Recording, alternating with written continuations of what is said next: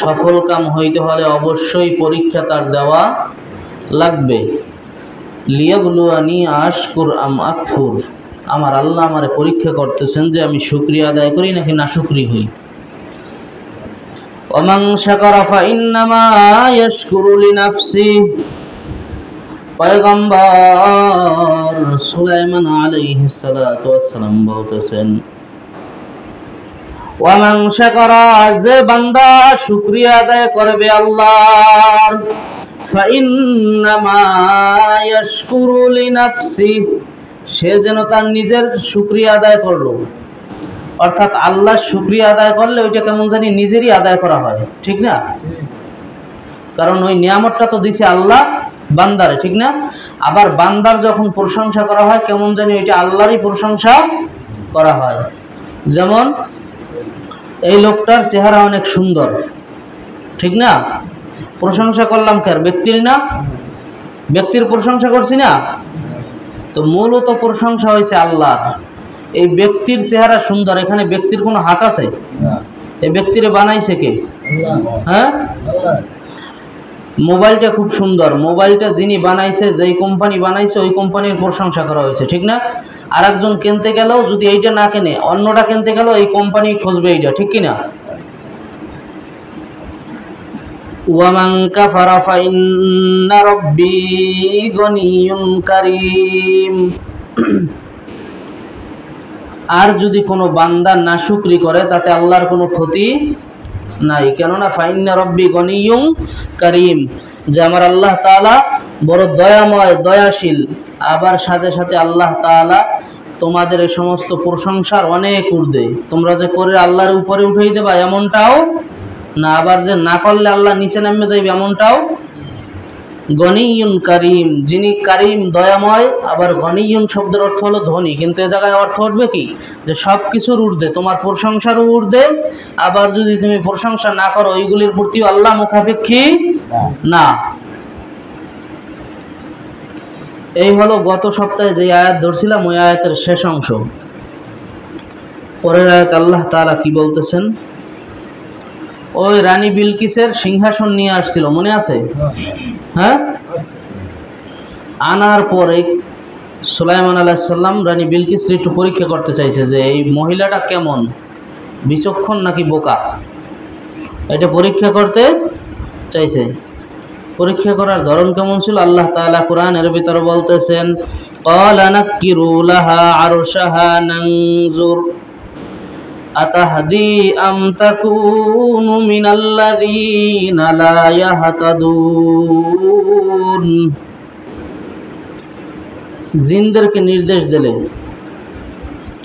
দেওয়ার পরে যে নির্দেশটা কি ছিল, যে এই যে রানী বিলকিসের সিংহাসন তুমি নিয়ে আসছো এটার কালার পরিবর্তন করে দাও, চেয়ারের কালার পরিবর্তন করো।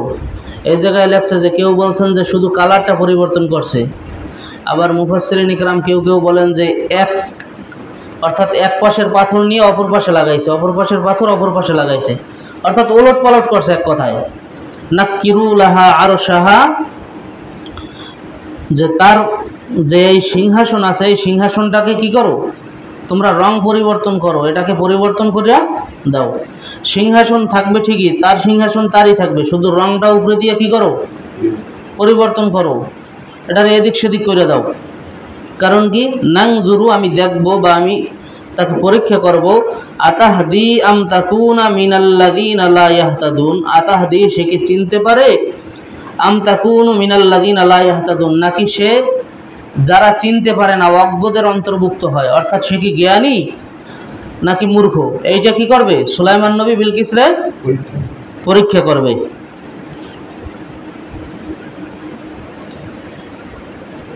ওই দিক থেকে তো সিংহাসন নিয়ে আসছিল, আবার এই দিক থেকে রানী বিলকিসও কি করছে, রওনা দিছে। রানী বিলকিস যেই পৌঁছে গেছে সুলাইমানের দরবারে, আর সে পৌঁছার আগেই তার সিংহাসন কোথায়, সুলাইমানের দরবারে। এর ভিতরে আবার উলট পালটও হয়ে গেছে, উনি আসতে পারে নাই, ওনার সিংহাসন আনছে, এরপরে আবার কালার পরিবর্তন করছে, উলট পালট করে দিছে। এবার রানী বিলকিস সুলাইমানের দরবারে। রানী বিলকিসরে দেখার পরে সুলাইমান আলাইহিস সালাম স্বাগত জানাইলেন। জানানোর পরে এখন আসছে একজন মানুষ, তারে বসতে দিতে হবে না? ওই সিংহাসন দেখাই দিয়েছে। রানী বিলকিসরে সিংহাসন দেখাইয়া সুলাইমান নবী ডাক দিয়া কয় যে এই সিংহাসনটা কি তোমার নাকি? তুমি কি এই সিংহাসন চিনতে পারছো নি? আহা কাজা আরশিক, যে এই সিংহাসনটা কার? তোমার। ফালাম্মা জাআত, যখন ওই রানী বিলকিস সুলাইমানের দরবারে আসলো, কিলা, তাকে বলা হলো আহা কাজা আরশুক, যে এই সিংহাসনটা কার? এই সিংহাসনটা কি তোমার নি? ও রানী বিলকিস, তোমারে যে আমি সিংহাসনে বসতে দিছি, এই সিংহাসন কার?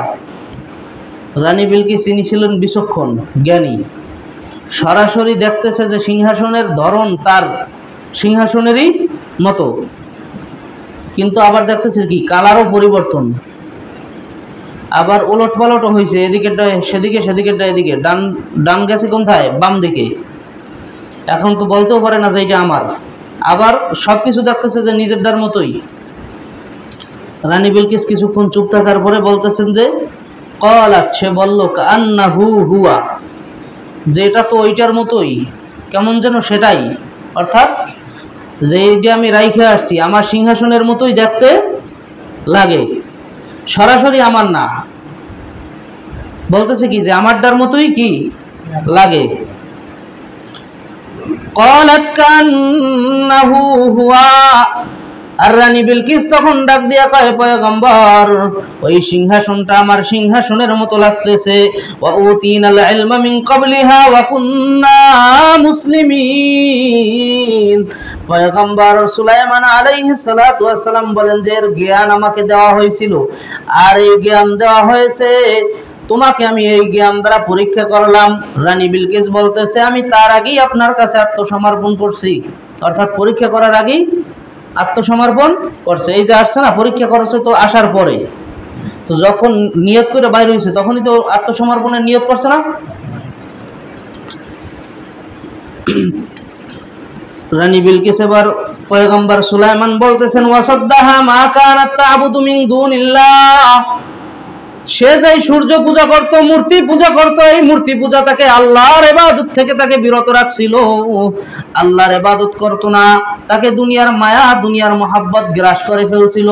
শয়তানের ইবাদত করত, শয়তান তাকে আল্লাহর ইবাদত থেকে বাধা প্রদান করত। জোরে বলেন আল্লাহর ইবাদত থেকে বাধা প্রদানকারী কে?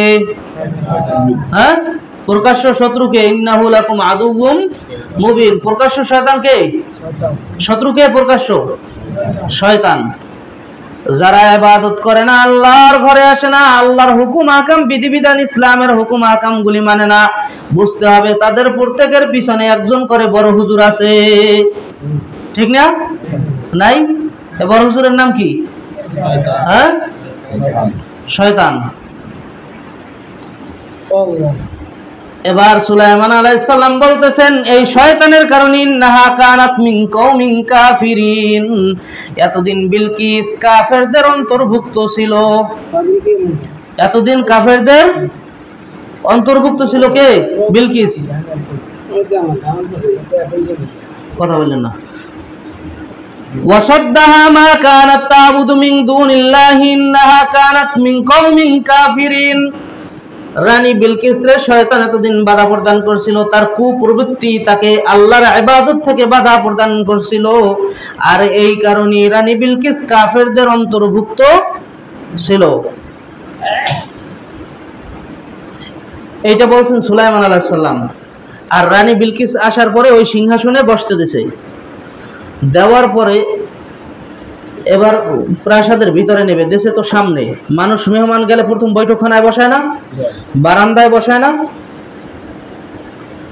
এবার সুলাইমান আলাইহিস সালাম তাকে তার যে প্রাসাদ আছে এই প্রাসাদের ভিতরে নিবে, নবীর প্রাসাদে নিবে। আর নেওয়ার আগে নবী সুলাইমান আলাইহিস সালাম এই বিলকিসরে তার যে শান শওকত ক্ষমতা দেখানোর জন্য একটা জলাশয় আর কি করাইছে, অর্থাৎ একটা কূপ খনন করাইছে জিনদের দ্বারা। কি করাইছে? কূপ খনন করাইছে জিনদের দ্বারা।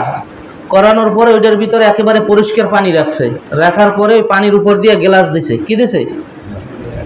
গ্লাস দিছে। গ্লাস দেওয়ার পরে এমন ভাবে দেখা যাইতেছে যে এটার উপরে গ্লাস নাই, শুধু পানি মনে হইতেছে। আবার নিচের মাটিও দেখা যায়, পরিষ্কার পানি তো, নিচের মাটিও দেখা যায়, উপরের গ্লাস পানির উপরে বোঝা যায় না।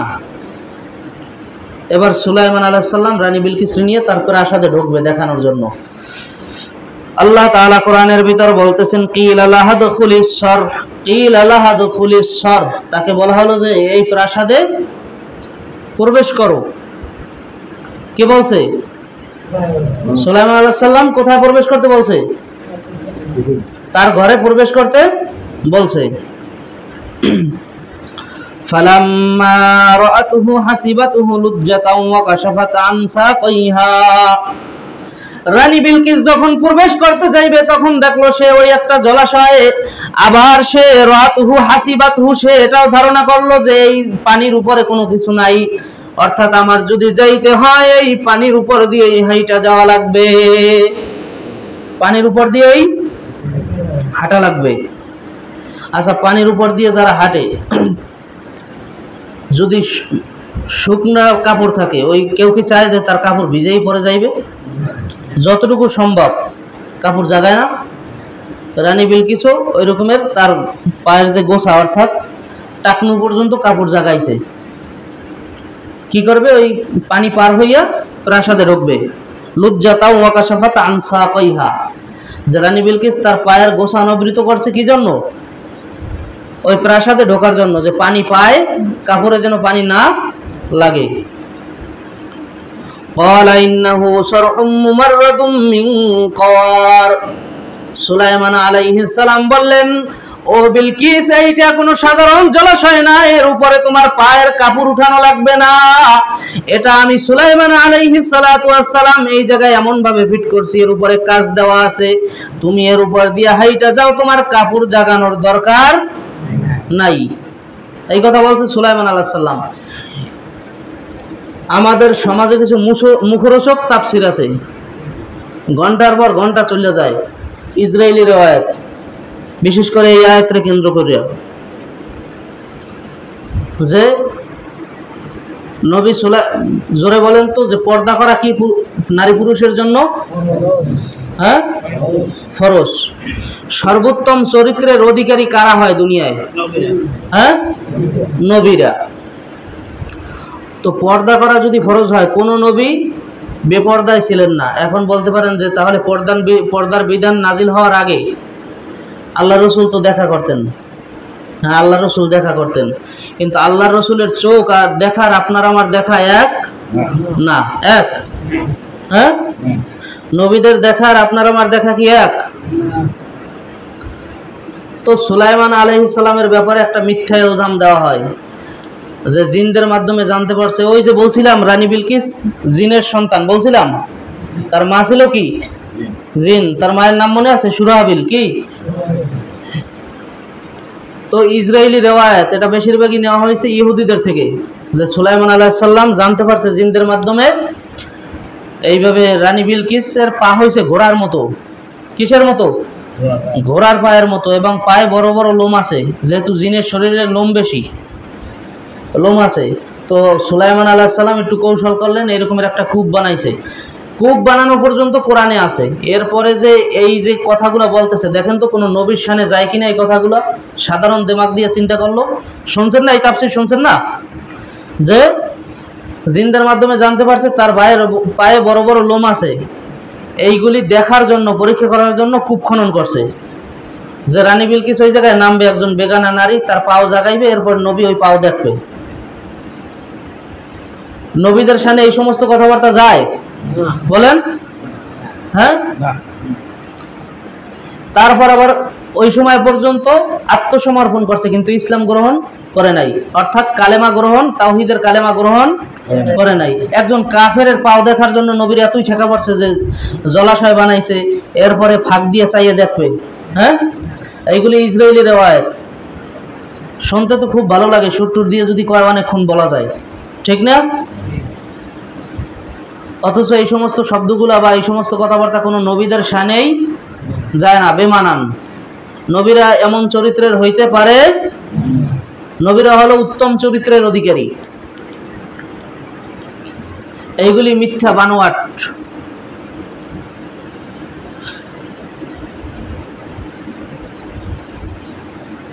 এরপরে এই বিলকিসের ব্যাপারে যে দেখছেন, দেখার পরে কি করছেন, যে বলা হয় যে ইসরায়েলি রেওয়ায়েতে যে দেখছেন যে না আসলেই পা ঘোড়ার পায়ের মতো, পায়ের লোম অনেক বড় বড়, কিন্তু চেহারা অনেক সুন্দর। এইটা দেখে হযরত সুলাইমান আলাইহিস সালাম বিলকিসকে বিবাহ করতে চাইছে। আর বিবাহ করবে কেমনে, শরীর তো পশমে ভরা। তখন শয়তানের সাহায্য নিয়েছে, অর্থাৎ জিনদের সাহায্য নিয়েছে। নেওয়ার পরে জিনেরা এমন একটা জিনিস তৈরি করছে যেইটা দেওয়ার পর রানী বিলকিসের শরীর থেকে সমস্ত লোমগুলো ঝরে গেছে, পশমগুলো কি হয়েছে, ঝরে গেছে। কত বড় বাটপারি দেখেন, নবীর নামে একটা মিথ্যা ইলজাম দিয়েছে। এরপর আবার নবী সাহায্য নিয়েছে জিনদের, শয়তানের সাহায্য নিয়েছে। এই সমস্ত ঘটনা যে মওযু, এর প্রমাণ পাইবেন আল ইসরাইলিয়াত ওয়াল মাওযুআত কিতাবের 4 নম্বর খণ্ডের ভিতরে।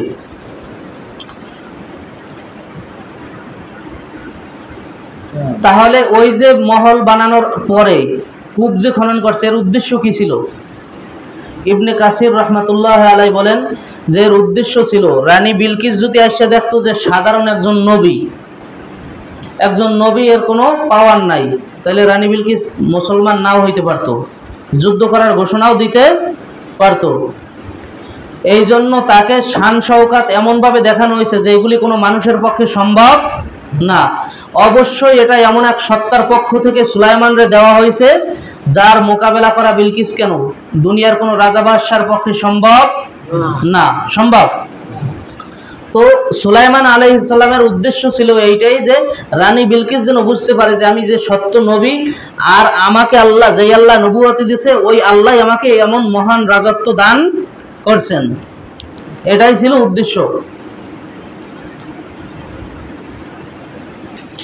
এই ঘটনা দেখার পরে রানী বিলকিস যে তার প্রাসাদ দেখছেন, এরপর আসার পথে ওই সেই আপনার কি স্বর্ণের রাস্তা ওইরকমই ছিল, ওই রাস্তা দিয়েই তো ঢুকছে, দুই পাশে জিন দেখছে।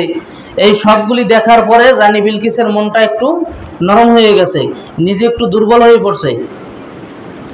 এরপরে সে ইসলাম গ্রহণ করছে। কোরআন বলতেছেন ক্বালাত রাব্বি ইন্নী যালামতু নাফসি। রানী বিলকিস বলতেছেন ক্বালাত রাব্বি ইন্নী যালামতু নাফসি, ও আমার রব, আমার আল্লাহ, এতদিন পর্যন্ত আমি আমার নিজের উপরে জুলুম করেছি, নিজের নফসের উপরে জুলুম করেছি, কিন্তু এখন আর নিজের নফসের উপরে জুলুম করব না।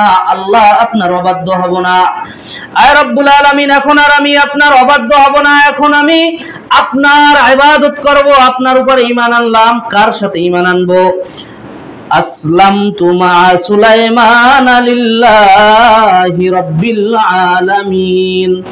বিলকিস ডাক দিয়ে বলতেছেন আসলামতু, আমি ইসলাম গ্রহণ করলাম, মা সুলাইমান, সুলাইমানের সাথে, লিল্লাহি রাব্বিল আলামিন, ওই আল্লাহর উপরে যেই আল্লাহ সমস্ত দুনিয়ার প্রতিপালক, সবকিছুর, সমস্ত সৃষ্টির প্রতিপালক কে? আল্লাহ। ঈমান আনছে আল্লাহর উপরে, সুলাইমানের সাথে। তো এই পর্যন্ত আসার পরে হাদিসেও সহি কোনো হাদিস দ্বারাও সহি তো জয়ীফ কোনো হাদিসও সুলাইমান আলাইহিস সালামের বর্ণনা নাই যে রানী বিলকিসরে সুলাইমান নবী বিবাহ করছে।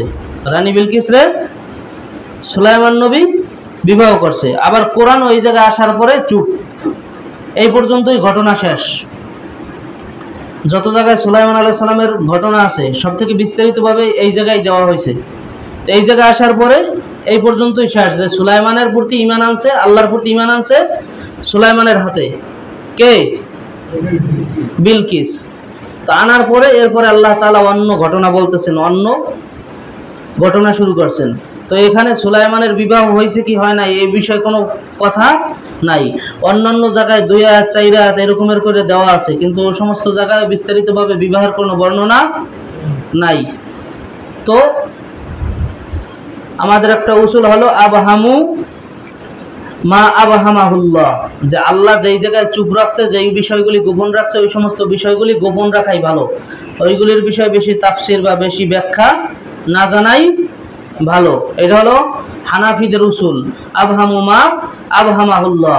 আল্লাহ যেই সমস্ত বিষয় অস্পষ্ট রাখছে ওই সমস্ত বিষয়গুলি নিয়ে বেশি বাড়াবাড়ি না করা, ওইগুলি অস্পষ্ট রাখা।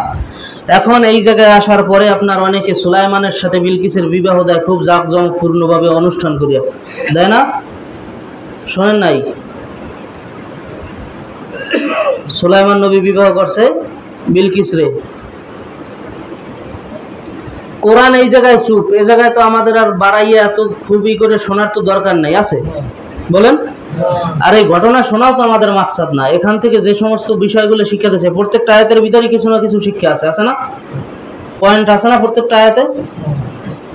তাহলে আমাদের তো উচিত ওই সমস্ত বিষয়গুলি থেকে শিক্ষা নেওয়া। তো অনেকে বলে যে সুলাইমান আলাইহিস সালাম, এই ইসরায়েলি রিওয়ায়াতে যে সুলাইমান আলাইহিস সালাম বিলকিসের বিবাহ করছে, বিবাহ করার পরে ওই সুলাইমান আলাইহিস সালাম সমস্ত মানুষের বিবাহ বার্ষিকী উপলক্ষে খানা খাওয়াইতে যাইয়া দুনিয়ার সব প্রাণীরা দাওয়াত দিয়েছে, শোনেন নাই? বলেন। আচ্ছা, কোনো সুস্থ মানুষ দুনিয়ার সব প্রাণীরা দাওয়াত করতে পারে? বলেন। নবীর উপরে একটা মিথ্যা ইলজাম, এক তিমি খাইয়ে ফেলাইছে সব। এগুলো একেবারে বানোয়াট, কাল্পনিক, আকলে ধরে এগুলি। দুনিয়ার সব প্রাণী যত আছে সবাইরে দাওয়াত করছে, খানা খাওয়াইবে, কিন্তু একটা তিমি খাইয়ে ফেলাইছে আর বলছে যে প্রত্যেকদিন 70 লোকমা খানা এমন খাই। আচ্ছা, রিজিকের দায়িত্ব নিছে কে? হ্যাঁ, তো এই বিষয়টা আপনার আমার থেকে বেশি জানতেন কারা? হ্যাঁ, নবীরা। আমরা বুঝতেছি যে খাওয়ানো সম্ভব না, এত রান্না বান্না করে খাওয়াইবে, আর সব প্রাণী কি রান্না করা খাবার খায়? বলেন। তো কোনো সময় শুনছেন যে গরুর জন্য ঘাস পাতা তৈরি করছে? শুনছেন কি বড় বড় ড্যাগে খাবার রান্না করছে? হ্যাঁ, এরকম শুনছেন না? আচ্ছা, গরুতে কি ওই ড্যাগের গোশত খায়? কাল্পনিক না? পাখির জন্য খাবারের ব্যবস্থা করছে, সমস্ত প্রাণীরে খাওয়াইবে, একেবারে কাল্পনিক। তো যেইগুলি আপনার আমার মতো সাধারণ মানুষের আকলে ধরে, ওইগুলি কি একজন নবী, জলিলুল কদর একজন নবী, প্রসিদ্ধ নবী, তার আকলে ধরে নাই? মাআযাল্লাহ। বলেন। এইগুলি কাল্পনিক, বানোয়াট। সমস্ত প্রাণীকে যেই সময় যে রিজিক রাখবে ওইগুলি পৌঁছান কে? আল্লাহ। কে পৌঁছান? আল্লাহ। আল্লাহ কাউকে কারো রিজিকের কারো মুখাপেক্ষী না। আর একজন নবী হইয়া এমন কাজ কেউ করতেই পারে না। নবী ছিলেন ফিলিস্তিনে, আপনি আছেন বাংলাদেশে, তা আপনার কাছে খাবার পৌঁছাইতে হইবে, নাইলে আপনারে নিয়ে যাইতে হইবে নাকি? হয় খাবার বাংলাদেশে আইবে, না হয় বাংলাদেশ ফিলিস্তিনে যাবে, ঠিক না? এইগুলি কাল্পনিক, কোনো ভিত্তি নেই এগুলির, কিন্তু এগুলিতে দেদারসে ঘন্টার পর ঘন্টা আলোচনা করা যায়।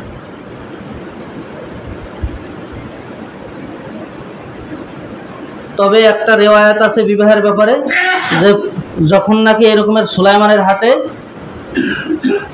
বিলকিস ইসলাম গ্রহণ করছে, এরপরে বিলকিসরে অন্য কোনো এক দেশের রাজা অর্থাৎ গভর্নরের সাথে বিবাহ দিয়ে দিছে।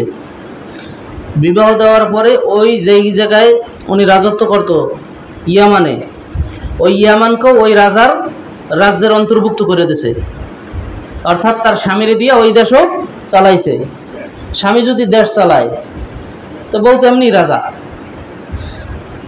আর একটা বর্ণনা যে সুলাইমান আলাইহিস সালাম বিবাহ করছেন, ঠিক আছে, এই এর পরে, এগুলি কোরআনেরও না হাদিসেরও না, আল বিদায়া ওয়ান নিহায়ার ভিতরে একটা ইতিহাসের কিতাব, ওই জায়গায় লেখা আছে যে বিবাহ করার পরে রানী বিলকিসরে ওই জায়গার প্রতিনিধি করছে, সাথে আপনার একজন লোক দিয়ে দিয়েছে যে রাজ্য পরিচালনা করার জন্য, কারণ রাজ্য পরিচালনা করবে পুরুষ, কোনো নারী না। যেহেতু রানী বিলকিস দীর্ঘদিন পরিচালনা করছে, এই ক্ষেত্রে তার জানা আছে সব কিছু, এই জন্য তার সাথে একজন পুরুষ দেশে যে ওইটাকে কি করার জন্য, পরিচালনা করার জন্য। আর পয়গম্বর সুলাইমান আলাইহিস সালাম প্রতি মাসে একবার যাইয়া ওই ইয়ামেন ঘুরে আসতো, এই এতটুকুই, তাও হাদিসেও না বা কোরআনেও না, ইতিহাসের কিতাব থেকে। তো কোরআন যেই জায়গায় চুপ, ওই জায়গায় আমাদের আর সামনে অগ্রসর না হওয়াই ভালো। তো আল্লাহ তাআলা আমাদের সবাইকে বুঝার তৌফিক দান করেন, বলেন আমিন।